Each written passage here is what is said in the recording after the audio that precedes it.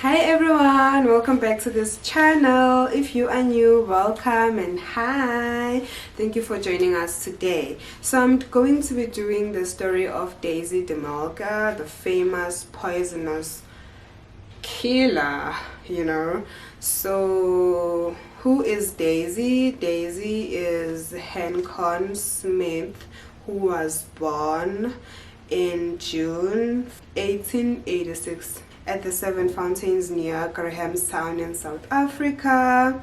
So she was one of 11 children, and by the age of 12 she had decided that she would move to Bulawayo in Rhodesia, which is now called Zimbabwe. She went and lived with her father along with her two brothers, but then later along she found the rural lifestyle boring for her, so she decided to go and enroll in Berea nursing home in Durban. On one of her holidays in Rhodesia, as she would visit her family there, she met a young handsome man whose name is Bert Fuller in 1903.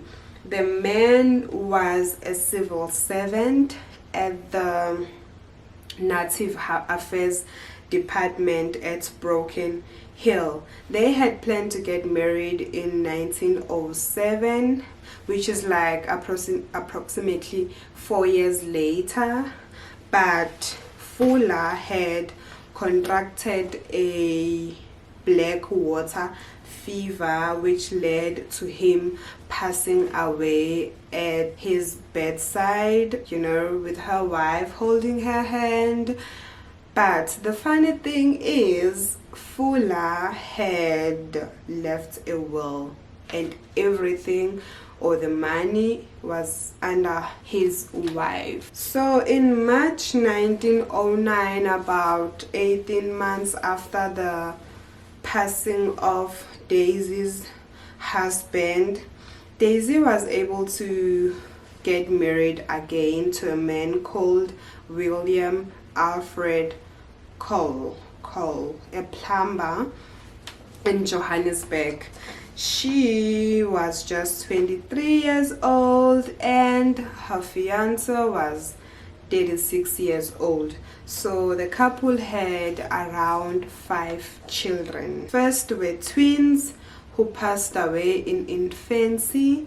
Their third child passed away of an abscess on the liver, and the fourth child suffered convulsions and bowel trouble and died at the age of 15 months. So they really passed away very early. And their last and only surviving child, which is Rhodes Cecil, who was born in June 1911.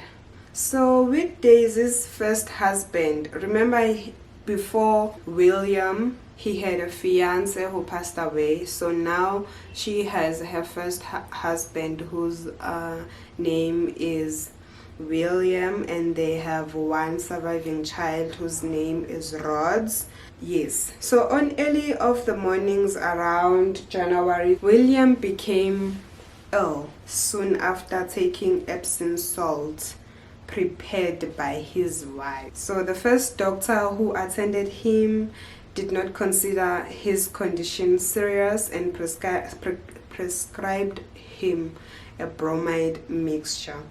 But Cowle's condition deteriorated rapidly.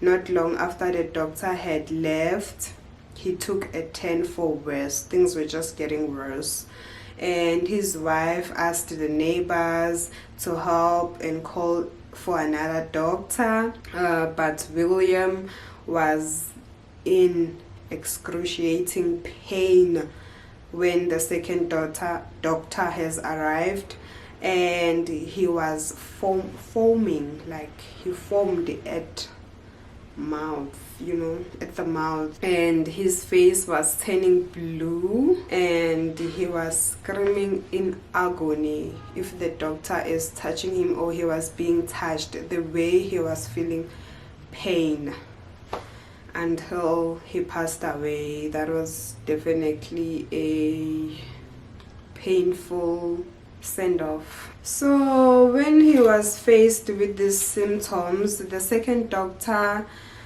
suspected strychnine.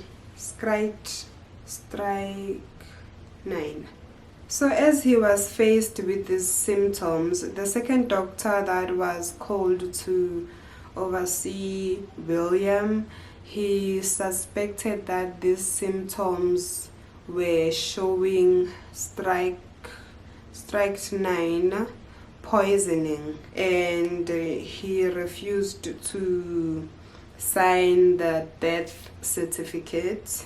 And a post-mortem was performed, and the acting district surgeon, Dr. Fergus, he said the cause of death was certified to be a chronic nephritis and cerebral hemorrhage. Oh my gosh, that sounds so painful. So Daisy Cowle, the sole beneficiary of her husband's will, again, she's gaining a lump sum of money from her husband's passing. So her husband also had left a will for her.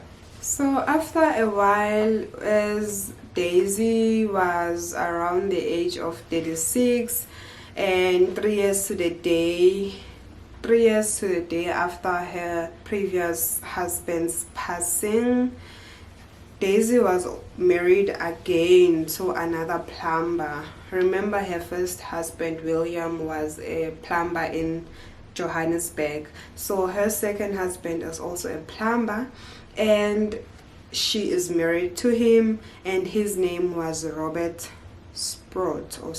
I think it's yeah.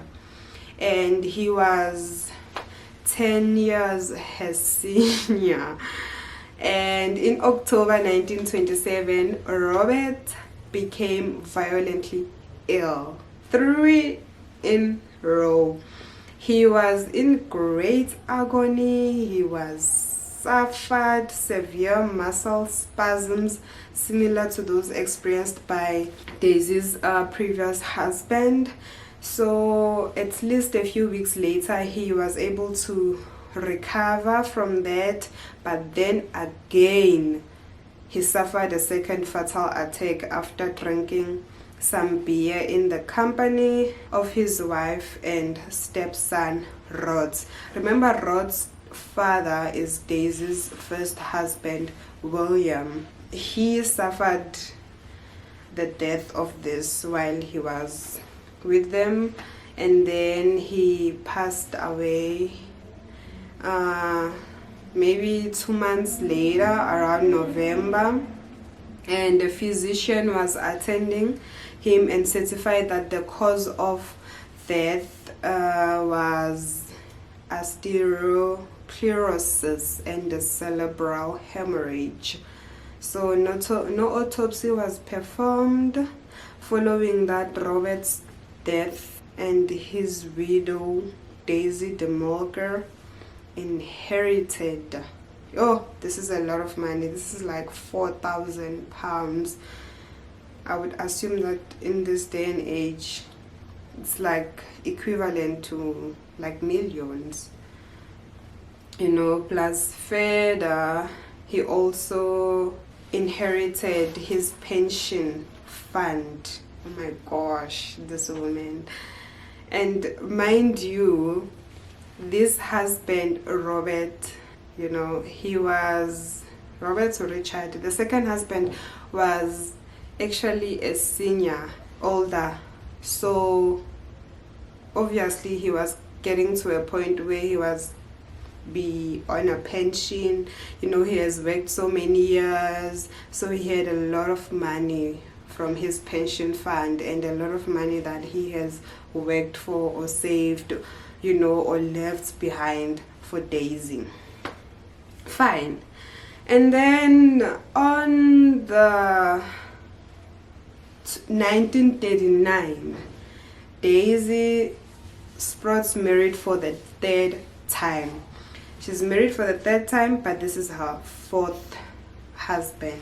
Her husband was a widow who, like her other previous two husbands, was also a plumber, so she's got an eye for plumber. And late in the following year, around February, Daisy de Melker had traveled from Germiston on the East Rand to Terfontein to obtain a quantity of arsenic from a chemist around that area. She used her former name, Sprott, and claimed that she required the poison to destroy a sick cat. Okay, so less than a week later, on Wednesday, Rhodes is the son. He got sick at work after drinking coffee from a thermos flask which his mother had prepared for him, and a fellow worker who's a colleague of Rhodes, James, he also became violently sick. So Webster is the colleague of Rhodes, the colleague of Daisy's son. So he didn't drink the coffee too much, he just drank it a little bit, so he was able to recover from whatever was going on. But Daisy's son Rhodes passed away at home at midday on the following Saturday. So a post-mortem followed, and the cause of death was given as a cerebral malaria. So which means these poisons that she's using on all these people, they affect your cerebral. Yeah, that must be tough. That must be like a painful death. So Rhodes was buried at the New Brixton Cemetery the following day. On April 1st, Daisy received money from Rhodes' life insurance policy. But the story doesn't end there. It doesn't end. Oh my gosh, this woman. So at the time of Daisy's son's death, Daisy's only son, Rhodes, was 20 years old, and his sister-in-law thought of him as someone who's lazy and remarked that he was often unwilling to get up for work in the morning. However, another witness at his mother's trial described him as bright and conscientious. Okay. A girl who met Rhodes at a party a few weeks before his death maintained that he was a real gentleman. Certainly the evidence conflicted, but none of it explained why Daisy decided to unalive her son. In the case of her first two husbands, the motive seemed clearly to be a financial gain. In the case of Rhodes seems to have been under the impression that he would come into an inheritance at the age of 21. Wow. So she wanted all of the money to herself, and I wonder what she was using the money for. Like, I would really wonder.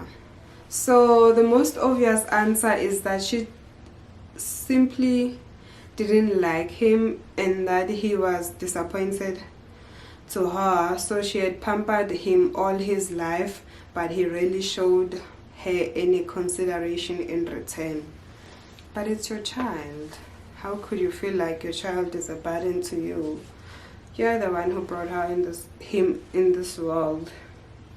So by this time, William Daisy's second passed on husband's brother had become suspicious, and these suspicions were conveyed to the authorities, and the police were able to obtain a court order permitting them to exhume the bodies of Rhodes, Robert, and William.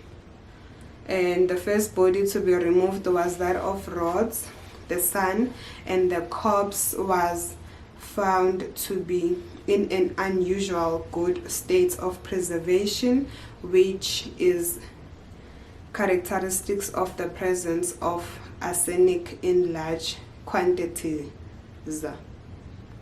Sure enough, the government analyst was able to isolate traces of arsenic in the viscera, backbone, and hair. Although the bodies of William and Robert were largely decomposed, traces of strychnine were found in the vertebrae of each man. Wow. Their bones also had a pinkish discoloration, suggesting that this man had taken pink strychnine, which was common at the time.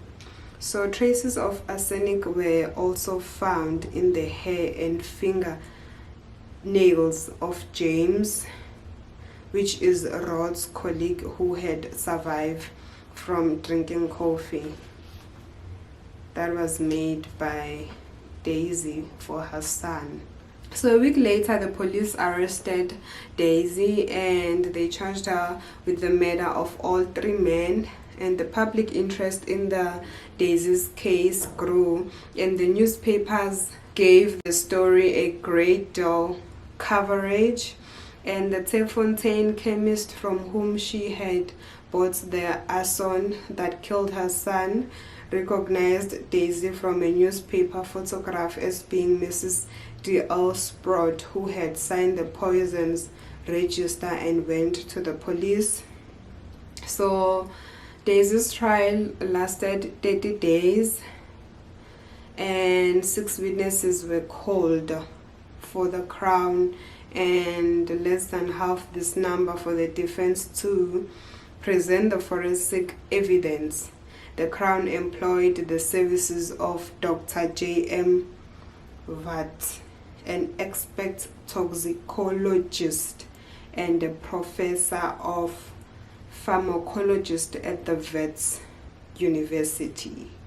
In summing up, before giving his verdict, the judge pointed out that the state had been unable to provide conclusive verdict that Cowle and Sprott had died of strychnine poisoning. What? So, open quote, "It does not convince me, nor does it convict the accused," close quote. That's what the judge said about the whole situation, which is like really frustrating. So on the third court, however, he had come to the inescapable conclusion that Mrs. Daisy de Melker had murdered her son. This was evident because Rhodes had passed away of arsenic poison, and the coffee flask had traces of arsenic, and the accused had put the arsenic into the flask. The defense of suicide was untenable. So when the judge finally turned to pass sentence on Daisy, her face whitened, but she still proclaimed her innocence. Daisy was condemned to death by hanging, and the sentence was carried out, and on the morning of 30 December 1932, at the age of 46 years, she was hanged at the Pretoria Central Prison. So that was her charge. Yeah, so at least justice was served. So thank you so much, my loves, for watching this video. Please don't forget to like, subscribe, and watch my other videos. Bye.